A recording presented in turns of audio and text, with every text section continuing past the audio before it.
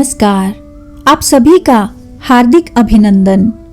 आइए पद्म पुराण के उत्तरखंड के अगले अध्याय का पाठन आरंभ करते हैं। कार्तिक व्रत का महात्म्य। गुणवती को कार्तिक व्रत के पुण्य से भगवान की प्राप्ति। सूत जी कहते हैं, एक समय की बात है, देवऋषि नारद कल्प वृक्ष के दिव्य पुष्प लेकर द्वारका में भगवान श्री कृष्ण का दर्शन करने के लिए आए। श्री कृष्ण ने स्वागत पूर्वक नारद जी का सत्कार करते हुए उन्हें पाद्य अर्घ्य निवेदन करने के पश्चात बैठने को आसन दिया। नारद जी ने वे दिव्य पुष्प भगवान को भेंट कर दिए। भगवान ने अपनी 16,000 रानियों में उन फूलों को बांट दिया। तदनंतर एक दिन सत्यभामा ने पूछा, प्राणनाथ, मैंने पूर्व जन्म में कौन सा दान, तप अथवा व्रत किया था जिससे मैं मर्त्य लोक में जन्म लेकर भी मर्त्य भाव से ऊपर उठ गई, आपकी अर्धांगिनी हुई। भगवान श्री कृष्ण ने कहा, प्रिय, एकाग्र चित्त होकर सुनो। तुम पूर्व जन्म में जो कुछ थी और जिस पुण्य कारक व्रत का तुमने अनुष्ठान किया था वह सब मैं बताता हूँ। सत्ययुग के अंत में मायापुरी हरिद्वार के भीतर अत्रि कुल में उत्पन्न एक ब्राह्मण रहते थे जो देव शर्मा नाम से प्रसिद्ध थे। वे वेद वेदांगों के पारंगत विद्वान, अतिथि सेवी, अग्निहोत्र परायण और सूर्य व्रत के पालन में तत्पर होने वाले थे। प्रतिदिन सूर्य की आराधना करने के कारण वे साक्षात दूसरे सूर्य की भांति तेजस्वी जान पड़ते थे। उनकी अवस्था अधिक हो चली थी। ब्राह्मण के कोई पुत्र नहीं था, केवल एक पुत्री थी जिसका नाम गुणवती था। उन्होंने अपने चंद्र नामक शिष्य के साथ उसका विवाह कर दिया। वे उस शिष्य को ही पुत्र की भांति मानते थे और वह जितेंद्रिय शिष्य भी उन्हें पिता के ही तुल्य समझता था। एक दिन वे दोनों गुरु शिष्य कुश और समिधा लाने के लिए गए और हिमालय के शाखाभूत पर्वत के वन में इधर उधर भ्रमण करने लगे। इतने में ही उन्होंने एक भयंकर राक्षस को अपनी ओर आते देखा। उनके सारे अंग भय से कांपने लगे। वे भागने में भी असमर्थ हो गए। तब तक उस काल रूपी राक्षस ने उन दोनों को मार डाला। उस क्षेत्र के प्रभाव से तथा स्वयं धर्मात्मा होने के कारण उन दोनों को मेरे पार्षदों ने वैकुंठ धाम में पहुंचा दिया। उन्होंने जो जीवन भर सूर्य पूजन आदि किया था, उस कर्म से मैं उनके ऊपर बहुत संतुष्ट था। सूर्य, शिव, गणेश, विष्णु तथा शक्ति के उपासक भी मुझे ही प्राप्त होते हैं। जैसे वर्षा का जल सब ओर से समुद्र में ही जाता है, उसी प्रकार इन पांचों के उपासक मेरे ही पास आते हैं। मैं एक ही हूँ, तथापि लीला के अनुसार भिन्न भिन्न नाम धारण करके 5 रूपों में प्रकट हुआ हूँ। ठीक उसी तरह जैसे कोई देवदत्त नामक एक ही व्यक्ति पुत्र, पिता आदि भिन्न भिन्न नामों से पुकारा जाता है। तदनंतर गुणवती ने जब राक्षस के हाथ से उन दोनों के मारे जाने का हाल सुना, तब वह पिता और पति के वियोग दुख से पीड़ित होकर करुण स्वर में विलाप करने लगी। हा नाथ, हा तात, आप दोनों मुझे अकेली छोड़कर कहाँ चले गए? मैं अनाथ बालिका आपके बिना अब क्या करूँगी? अब कौन घर में बैठी हुई मुझ कुशलहीन दुखिनी स्त्री का भोजन और वस्त्र आदि के द्वारा पालन करेगा? इस प्रकार बारंबार करुणाजनक विलाप करके वह बहुत देर के बाद चुप हुई। गुणवती शुभ कर्म करने वाली थी। उसने घर का सारा सामान बेचकर अपनी शक्ति के अनुसार पिता और पति का पारलौकिक कर्म किया। तत्पश्चात वह उसी नगर में निवास करने लगी। शांत भाव से सत्य, शौच आदि के पालन में तत्पर हो भगवान विष्णु के भजन में समय बिताने लगी। उसने अपने जीवन भर 2 व्रतों का विधि पूर्वक पालन किया। एक तो एकादशी का उपवास और दूसरा कार्तिक मास का भली भांति सेवन। प्रिय, ये 2 व्रत मुझे बहुत ही प्रिय हैं। ये पुण्य उत्पन्न करने वाले, पुत्र और संपत्ति के दाता तथा भोग और मोक्ष प्रदान करने वाले हैं।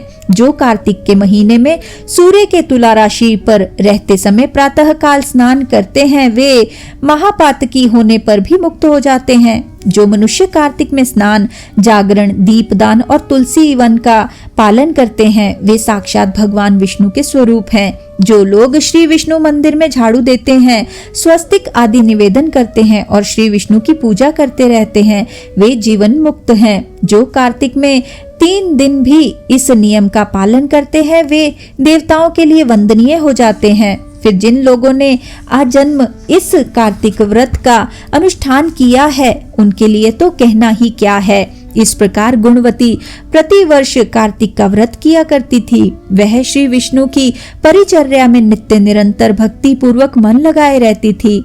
एक समय जबकि जरावस्था से उसके सारे अंग दुर्बल हो गए थे और वह स्वयं भी ज्वर से पीड़ित थी, किसी तरह धीरे धीरे चलकर गंगा के तट पर स्नान करने के लिए गई।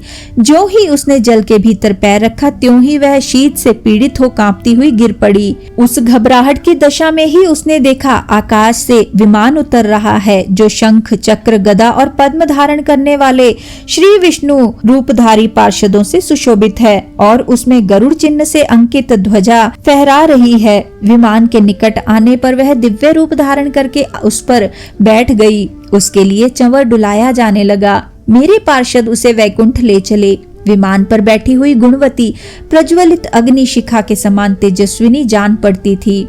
कार्तिक व्रत के पुण्य से उसे मेरे निकट स्थान मिला। तदनंतर जब मैं ब्रह्मा आदि देवताओं की प्रार्थना से इस पृथ्वी पर आया तब मेरे पार्षद गण भी मेरे साथ ही आए। भामिनी, समस्त यादव मेरे पार्षद गण ही हैं। ये मेरे समान गुणों से शोभा पाने वाले और मेरे प्रियतम हैं। जो तुम्हारे पिता देव शर्मा थे वे ही अब सत्राजित हुए हैं। शुभे, चंद्र शर्मा ही अक्रूर हैं और तुम गुणवती हो। कार्तिक व्रत के पुण्य से तुमने मेरी प्रसन्नता को बहुत बढ़ाया है। पूर्व जन्म में तुमने मेरे मंदिर के द्वार पर जो तुलसी की वाटिका लगा रखी है इसी से तुम्हारे आंगन में कल्प वृक्ष शोभा पा रहा है। पूर्व काल में तुमने जो कार्तिक में दीपदान किया था उसी के प्रभाव से तुम्हारे घर में यह स्थिर लक्ष्मी प्राप्त हुई है तथा तुमने जो अपने व्रत आदि सब कर्मों को पति स्वरूप श्री विष्णु की सेवा में निवेदन किया था, इसलिए तुम मेरी पत्नी हुई हो। मृत्यु पर्यंत जो कार्तिक व्रत का अनुष्ठान किया है उसके प्रभाव से तुम्हारा मुझसे कभी भी वियोग नहीं होगा। इस प्रकार जो मनुष्य कार्तिक मास में व्रत परायण होते हैं वे मेरे समीप आते हैं। जिस प्रकार की तुम मुझे प्रसन्नता देती हुई यहाँ आई हो, केवल यज्ञ, दान, तप और व्रत करने वाले मनुष्य कार्तिक व्रत के पुण्य की एक कला भी नहीं पा सकते। सूत जी कहते हैं, इस प्रकार जगत के स्वामी भगवान श्री कृष्ण के मुख से अपने पूर्व जन्म के पुण्यमय वैभव की बात सुनकर उस समय महारानी सत्यभामा को बड़ा हर्ष हुआ। इसी के साथ आज के इस सुंदर पाठन को हम यहीं पे विराम देते हैं और अगले अध्याय के पाठन के लिए हमारे साथ फिर से जुड़िएगा। आइए विष्णु जी के इस सुंदर मंत्र से आज के पाठन का समापन करते हैं। ओम नमो भगवते वासुदेवाय। ओम नमो भगवते वासुदेवाय।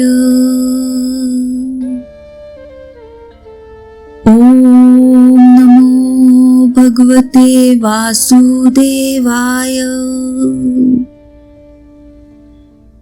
ओम नमो भगवते वासुदेवाय। ओम नमो भगवते वासुदेवाय। ओम नमो भगवते वासुदेवाय। ओम नमो भगवते वासुदेवाय। धन्यवाद।